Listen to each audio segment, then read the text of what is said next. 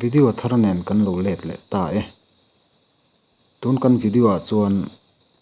phone call daivert dan kan soi ve thunga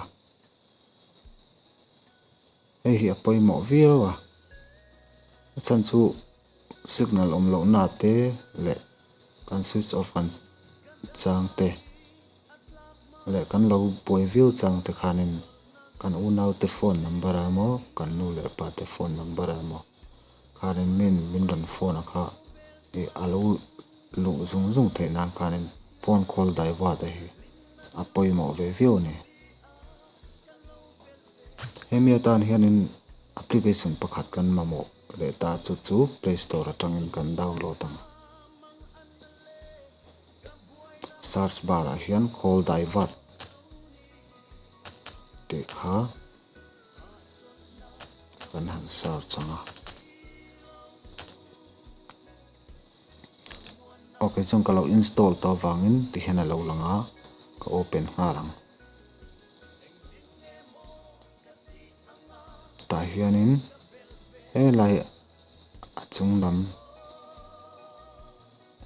phone call lem lo langa te hianin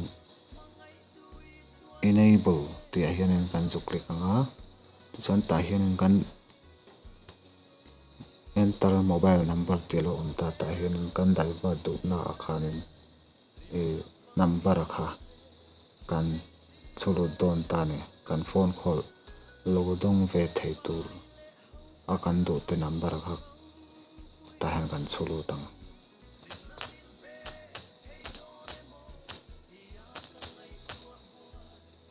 khalo ta te chuan ta hianin kan lo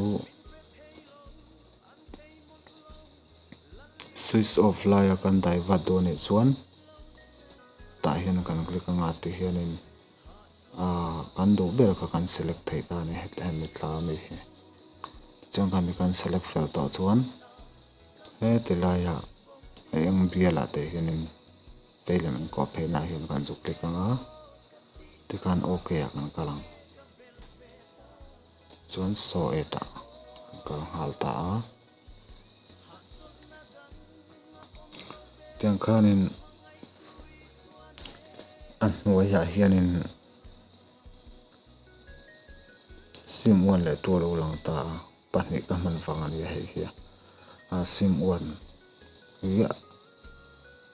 kan lo daivert do ni chuan sim one kan call nga te khan start ngal ta ne okay anga te chuan kha kan lo suit le do ni chuan a call daivert a bok khan kan lut le nga disable ti hian kan lut anga deactivate call daivert for all above condition ti ta ne hetilai han kan click anga ta hian a fel fiber an web vel po hi a click thei vek thawani ti chuan an waya he laia a eng veilem in kok phei te hian kan click leng tiang khanin sim one atanga kan siam awangin sim one kan zu click leng ti khanin ein disable che ta kan suit le vek te na ne ma mi kha ang te khania ka video lo clear tu te min lo subscribe sak zel tur le min lo like sak zel tur ten kan som chawa min lo share sak zel thin turin kan ngen bok chawani hello me